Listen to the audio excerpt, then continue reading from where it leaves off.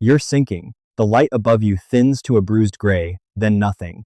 Around you, the water is black, and it is cold 39 degrees Fahrenheit, the same temperature it has held for 10,000 years. You are dropping toward the deepest point in the Great Lakes, 1,332 feet down, and nobody has ever really explained what's waiting there. Here's what I found out, and it kept me awake for months. The bottom of these lakes is not empty mud and old rock. In places, it is alive, hiding organisms that shouldn't exist here, chemistry that belongs to another planet, and a purple world that behaves like the Earth did 3 billion years ago. I promise you this by the end. In the year 2001, in Lake Huron, researchers dropped a camera into a hole in the lakebed and saw something move that rewrote what these lakes actually are. It's documented, it's real, and almost nobody talks about it. I remember exactly where I was when this got its hooks in me. I was standing on a gravel beach on Lake Superior at dusk, tossing a flat stone at the water, and a fisherman near me said, without looking up, "You know it never gives them back." I asked what he meant. He said the lake keeps its dead. And something in the flat way he said, it followed me home. So I started reading. And the more I read, the less the ordinary story held together. Let me start with the number, because the number is where my obsession began. The Great Lakes are usually described like a postcard, big, cold, pretty, full of fishing boats. That's the version I grew up with. But the real geography underneath is something else entirely. Lake Superior alone holds about 3 quadrillion gallons of water. That is roughly 10% of all the fresh surface water on the entire planet, sitting in one basin in the middle of North America. If you drained it across both North and South America, it would cover every square foot of land a foot deep. And it is deep in a way the surface never lets you feel. At its lowest point, Lake Superior drops to 1,332 feet, more than 400 meters straight down. To put that in your body, that is deeper than the tallest building in most cities you have ever stood in, turned upside down and swallowed.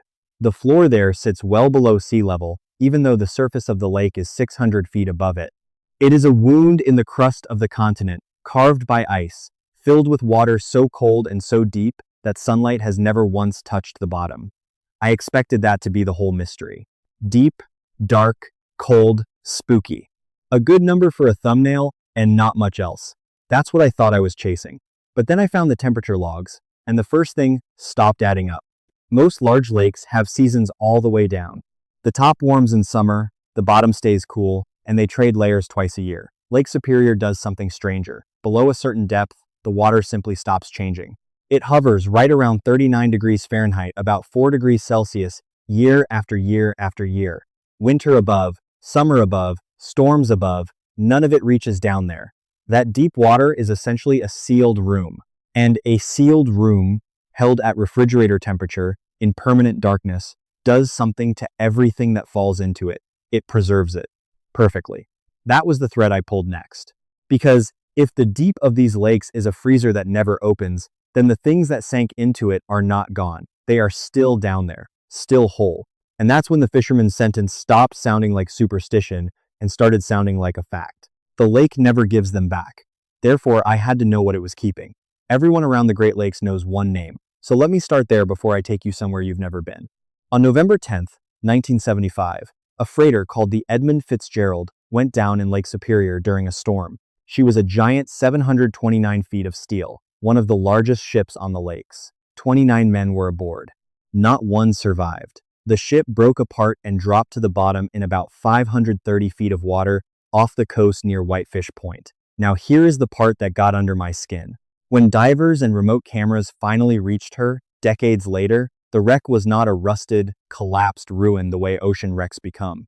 The cold, the dark, the near-total absence of the organisms that normally eat a shipwreck, all of it had slowed time to a crawl. The paint was still readable, the hull still held its shape. In salt water, a wreck that age is a skeleton crawling with life. In Lake Superior, the Fitzgerald sat in the dark like a photograph, and when they sent cameras inside, they found something they had not prepared for. A crew member, still there, preserved by the cold water that never warms. The lake had done exactly what the fisherman said. It had kept him. Canada eventually placed legal protection over the site, and the state chose to leave the deep wrecks and the men in them undisturbed, resting in that permanent 39-degree dark. I sat with that for a long time. A machine of that size, swallowed whole, and held perfectly still for half a century.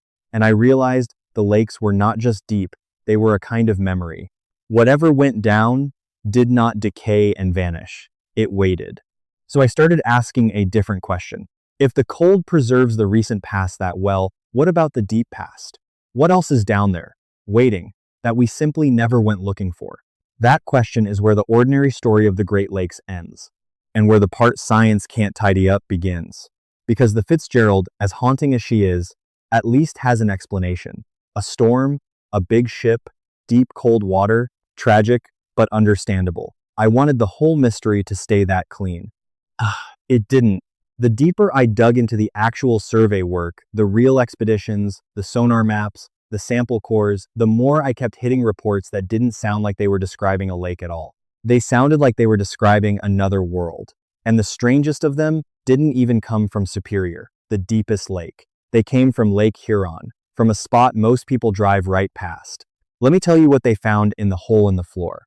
In the early 2000s, researchers working off the coast of Michigan, near a place called Middle Island in Lake Huron, were mapping the lakebed when the sonar showed something wrong. The flat bottom suddenly dropped away into a depression, a sinkhole, roughly 75 feet down, where the limestone bedrock had collapsed. That alone was interesting but not shocking. Sinkholes happen. What happened when they lowered instruments and cameras into it is the reason I could not let this story go. The water inside the sinkhole was different from the lake around it. It was denser, saltier, full of sulfur, and almost completely without oxygen. It sat in the bottom of that hole like a separate lake trapped inside the big one, so different in chemistry that it barely mixed with the fresh water just a few feet above.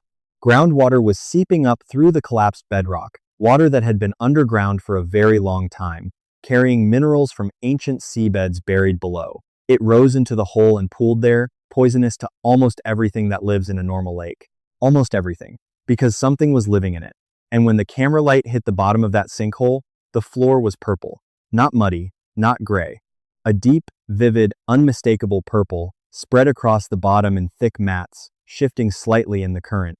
My first honest reaction, sitting at my desk at 2 a.m, was that I was looking at a hoax.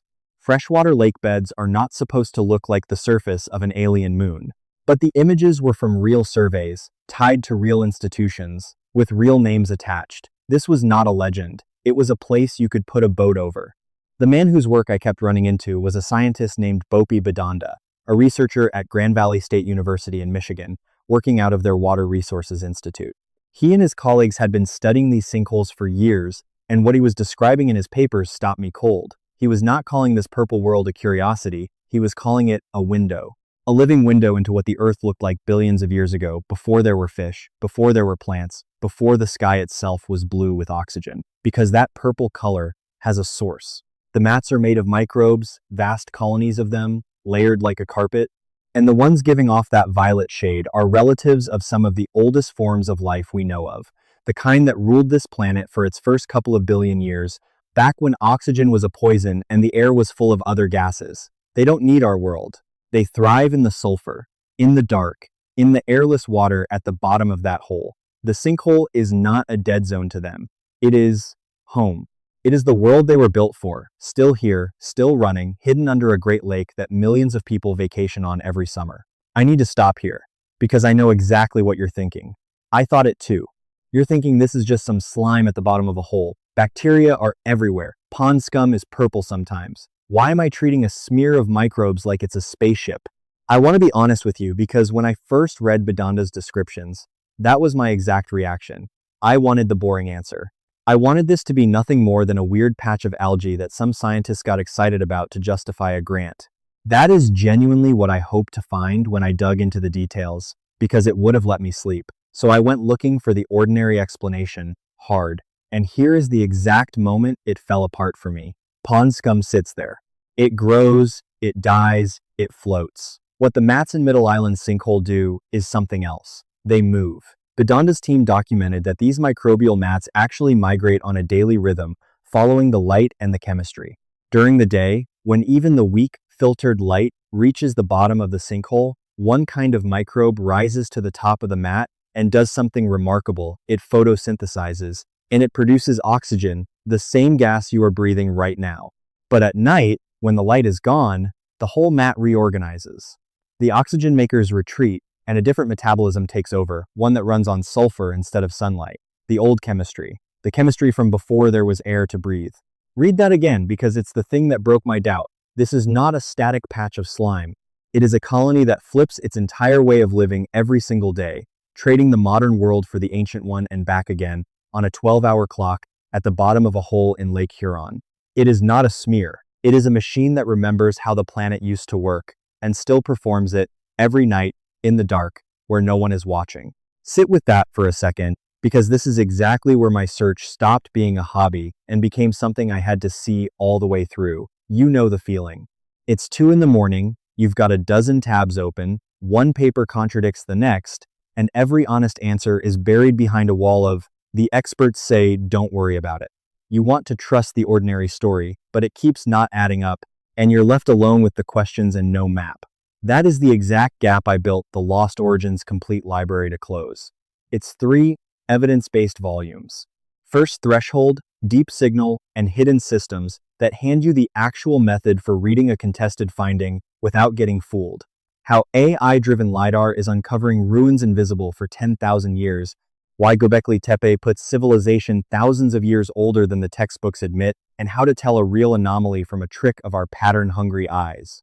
And you can test the whole approach for free tonight. Take that Mastodon Stone debate you just heard, pull up the 2 sides yourself, and use the Grammar of Evidence chapter to judge which one is actually built on data. That's the skill, and it costs you nothing to try. The fastest way to get the books is to scan the QR code right there on your screen, or go to the link in the description or the pinned comment. Each volume stands alone, but the bundle gives you Hidden Systems, the complete casebook you can't get any other way, so nothing you learn here gets left half-finished. And keep watching, because I know exactly what you're thinking right now, that this is just slime at the bottom of a hole, and I thought it too, until I found the one thing these mats do that broke my doubt completely.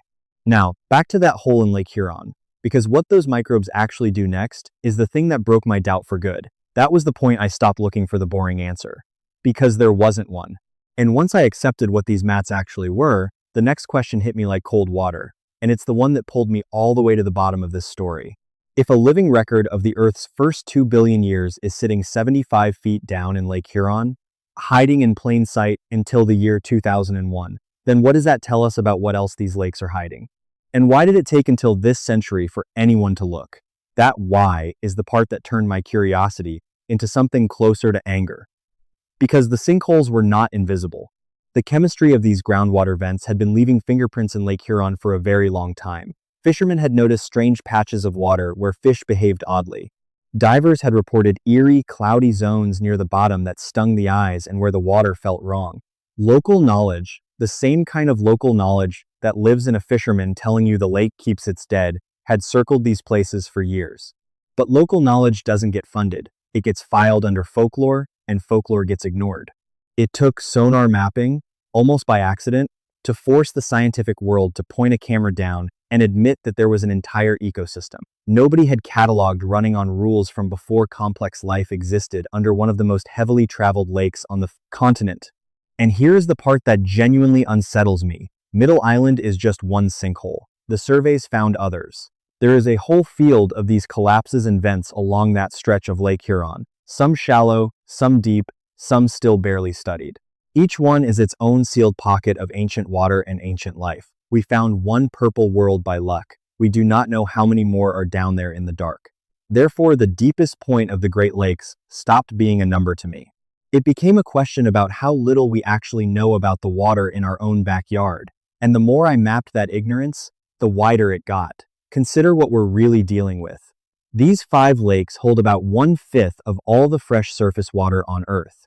They are as deep as the sea in places, as cold as a refrigerator at the bottom, and dark enough to preserve a shipwreck like a museum piece for 50 years. We have detailed maps of the surface of the moon. We have driven robots across Mars and photographed the craters of Pluto.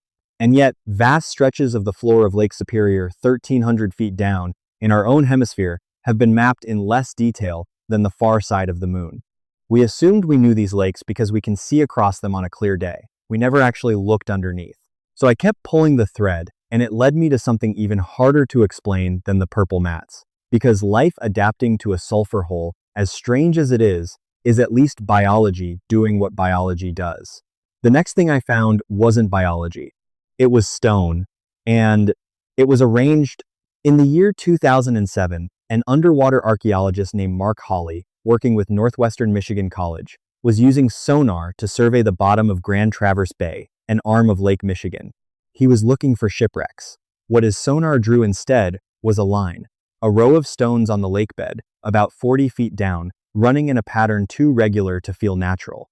Boulders arranged in a long, deliberate row, curving across the lake floor in a way that made him think, immediately, of something people had built. When he and his divers went down to look, one stone stopped them. It was a large boulder, and across its surface there appeared to be a carving, a shape that, to the diver's eyes, resembled a mastodon, a long-extinct relative of the elephant that walked North America during the last ice age. If that identification is right, the meaning is staggering.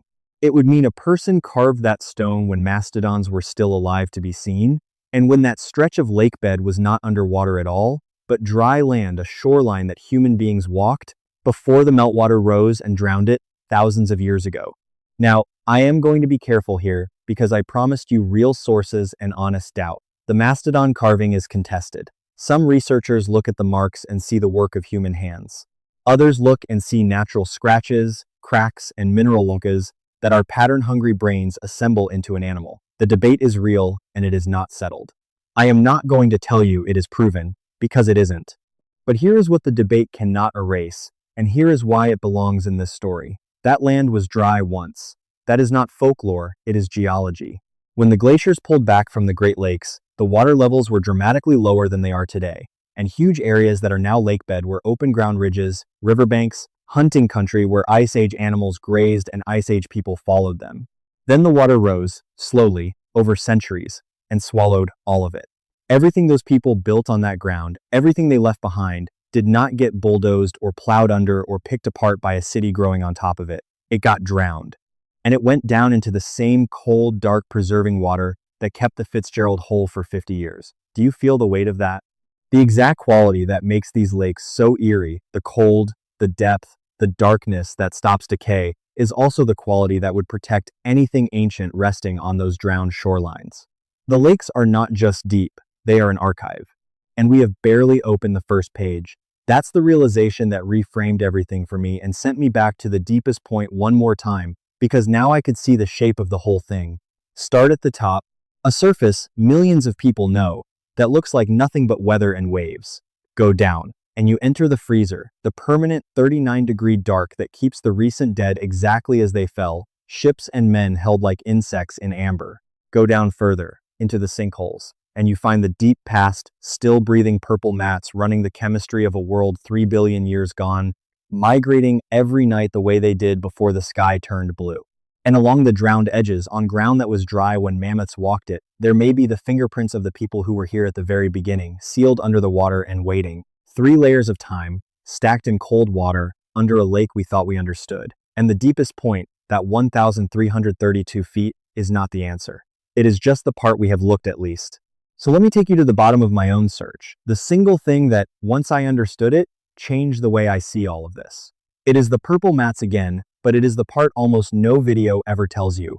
And it is the reason serious scientists, not cranks, get quiet and careful when they talk about that hole in Lake Huron. When Biddanda and his colleagues fully documented what those microbes do, they realized they were not just looking at a relic of Earth's ancient past. They were looking at a working model for how to find life somewhere else. Think about the conditions in that sinkhole. Freezing cold, no oxygen, total darkness for part of the day, toxic sulfur chemistry, water fed by minerals seeping up from deep underground. Those are almost exactly the conditions scientists expect on the places in our own solar system where life might be hiding right now. The ice-covered oceans of moons like Europa and Enceladus, sealed under miles of frozen crust, dark and cold, and driven by chemistry from below instead of sunlight from above. The Middle Island sinkhole is one of the only places on Earth where we can watch life not just survive those conditions, but organize itself, communicate across a colony, and rebuild its entire metabolism twice a day to do it. Researchers describe these mats as one of the best available analogs, one of the closest living rehearsals for the kind of life we would be looking for on another world. In other words, if we ever want to recognize alien life when we finally reach it, One of the best textbooks we have is sitting 75 feet down in Lake Huron, glowing purple in the dark, in a hole that fishermen avoided for generations because the water there felt wrong. That is the thing I carried up out of this. We sent probes hundreds of millions of miles to look for the chemistry of early life, for the signature of a world before oxygen. And that exact signature was here the whole time, breathing under a Great Lake, ignored as folklore until a sonar beam stumbled across a hole in the year 2001. The evidence existed. It was dismissed as a weird patch of slime. A handful of researchers refused to look away, and they preserved it in the record. I found their work at 2 in the morning and could not believe it was real. Now you have it too. The lake never gives them back, the fisherman told me. He was talking about the drowned, but he was more right than he knew. These lakes are holding everything, the sailors from 1975, the drowned shorelines from the Ice Age, and a living memory of the Earth from 3 billion years before any of us. They are not giving any of it back. They are keeping it in the cold and the dark, waiting for someone to finally look. Here's what I need you to sit with tonight. The most alien place we have ever studied might not be on Mars or under the ice of some distant moon. It might be under a lake you could drive to this weekend, hidden by nothing more than cold water and the fact that nobody thought to look down.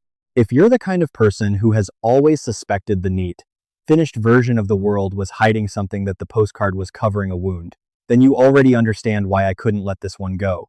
You don't accept, it's just slime. You never did.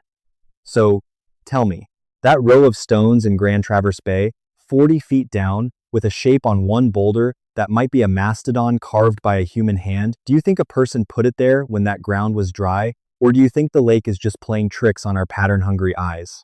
Leave me a comment and tell me exactly what you believe. And while you're there, tell me what part of the world you're watching from. I read every one. And if you want to keep going down into the cases everyone else politely closed and walked away from, come with me. There's a place where the next thread is already pulling a sealed chamber of ancient water in another one of these lakes that 2 research teams measured and could not agree on. But that is the next ascent. I'll see you at the bottom. That pull into the deep, that's exactly where I want to keep going with you. Inside my membership, The Unexplained Society, I take this video further, picking up right where we stopped. And in there, you can ask me your own question, and a real person, me, answers you myself. You're not doing this alone. Just point your phone's camera at the code on the screen, and you can cancel anytime. Now, if the deep lakes surprised you, wait until you see what was filmed on the ocean floor. It made scientists rethink everything they believed. That astonishing story is starting right here, so stay with me.